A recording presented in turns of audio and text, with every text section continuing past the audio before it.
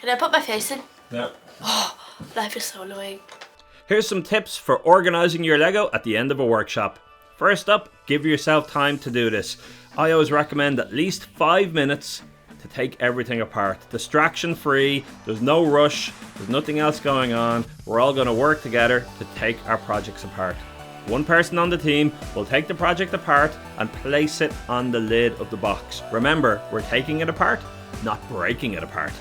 The other person on the team will take those pieces and, using the card from the box, make sure that they go back into the correct place, taking their time. If you're working in teams of 3, have one person taking them apart, the project apart, and 2 people putting the pieces back in the correct places, making sure that everything goes back where it came from. Depending on how you organize your hubs, you may want to put the hub back into the box at the end of the workshop, or keep the hubs separate so you can put them on charge, ready to go for the next workshop.